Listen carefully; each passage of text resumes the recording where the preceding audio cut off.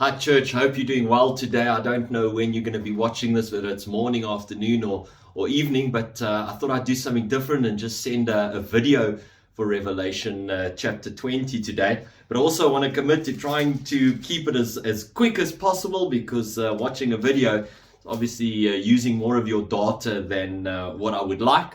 But I hope you're enjoying it and seeing where we are. I'm going to try to finish it off in 3 minutes. So again, after yesterday, we had the scene of the final judgment. That's where we find ourselves in right now. And at the end of Revelation chapter 19, God throws the beast and his prophet into this fiery lake of burning sulfur.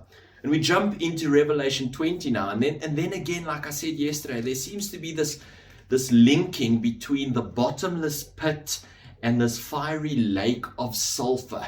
So a whole lot of those words seem to be interchangeable at this stage. But from Revelation chapter 20, John sees an angel coming down from heaven. And in his hand are the keys to this bottomless pit. And he's got a heavy chain. And he takes this chain and he bounds the dragon, who is the devil, Satan. And he bounds him in chains for 1,000 years. And now again here, there's this whole talk of this 1,000 years. When is it? What is it? And while I do know a little bit of the ideas or the interpretation of the 1,000 views, is that even though there are different views about the millennium, these 1,000 years should not cause division amongst Christians. And sadly it does, because every single different view about these 1,000 years says the same thing, or it has the same conclusion. Christ will return, he will defeat Satan, and he will reign forever. So, dare I say, when it comes to 1,000 years, who cares? The conclusion is that Christ will return, he will defeat Satan, and he will reign forever. So now, of course, Satan is bound in chains and he needs to be released again. And after these 1,000 years, he is released. And he spends a whole lot of time, again, building his army. And in one of the most disappointing battles or conclusions, this army makes its way toward God, and immediately verse 9 tells us that this army was obliterated by fire immediately. So it's a losing battle. Talk about a losing battle. So who knows when Satan was released or anything of the sort, but at the time he was released, when he built up his army, they were destroyed by fire immediately.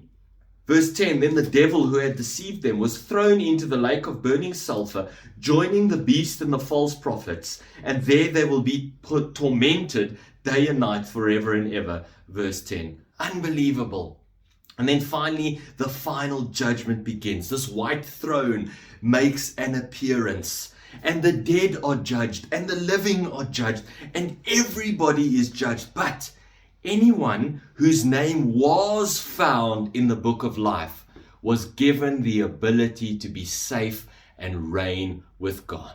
So again, here's this conflicting, emotional contrast, if I can call it that, because you and me, by the grace of God, we're safe. But those whose names are not written in the book of life will be judged and destroyed, because the only person that was sufficient to cover our sins was the Lion and the Lamb.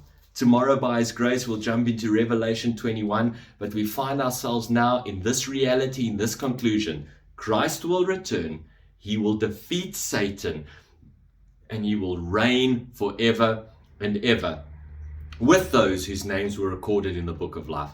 Have a great day. Ciao.